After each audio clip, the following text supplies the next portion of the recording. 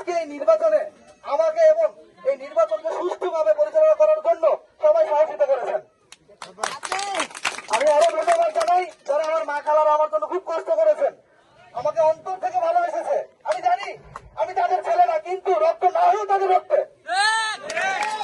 আমি সাংবাদিক সহজ না, সবাই আমাকে চিনে, দেশবাসী সবাই চিনে। আমি কম বেশি সব জায়গায় গিয়ে থাকি।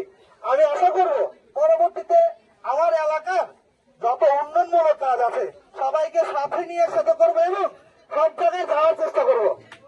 আপনাদের মতামত নিয়ে সব কাজ করব, আপনাদেরকে বাইরে ফেলে কোনো কাজ করব না। আপনারা আমার মা খালা, আমি আপনাদের এলাকার সন্তান। আমাকে যোগ্য মনে করেছেন দেখেই আজকে পাস করেছেন। আর আমাকে যদি যোগ্য মনে না করতেন তাহলে এতগুলো ভোট আমাকে কেউ দিত না। আমি ধন্যবাদ জানাই, আরো ধন্যবাদ জানাই যারা এত কষ্ট করছেন। আজকে সারাদিন বাসা থেকে যা ভোটার নিয়ে আসছেন আমার জন্য কষ্ট করেছেন, যারা পাস করেছে তাদের জন্য কষ্ট করেছেন, যারা রাস্তায় ধরেছেন আমার ছোট ভাইয়েরা খুব কষ্ট করেছে, তাদেরকে অসংখ্য অন্তরের অন্তঃস্থল থেকে ধন্যবাদ জানাই। আমার ভালোবাসা, আমি কখনো বক্তব্য দিইনি, আমার জীবনের প্রথম বক্তব্য এটা। আমি আপনারা জানেন যে আমি সবসময় আপনাদের পাশে ছিলাম এবং আছি, থাকবো। শুধুমাত্র ডাক দিবেন, রাত 1টা অবধি কেউ থাকুক বা না থাকুক, যাই হোক না কেন আমার ঘরে যে নক করবেন। আমি যদি না আসতে পারি তখন যা বলবেন, নানা ভাই আপনি তো কথা দিয়েছিলেন, কথা রাখেন নাই।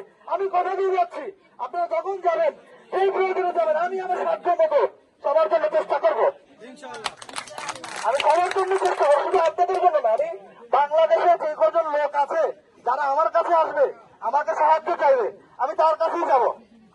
আপনারা জানেন আমি শুধুমাত্র আমার এই এলাকার জন্য আমি আপনাদের এইখানে নির্বাচন করেছি। আমি যদি এই এলাকায় আমি এই এলাকা ছিল না, আমি তো নির্বাচন কখনো করতাম না, আমার তো দরকার নেই। আমি এই এলাকায় বড় হয়েছি, এই এলাকায় বড় হয়েছি, আমার বাংলাদেশে পড়াশোনা প্রায় শেষ। আপনারা দোয়া করবেন যাতে করে একটা ভালো ফলাফল দিয়ে আসে এবং এই এলাকা থেকে যদি মানুষ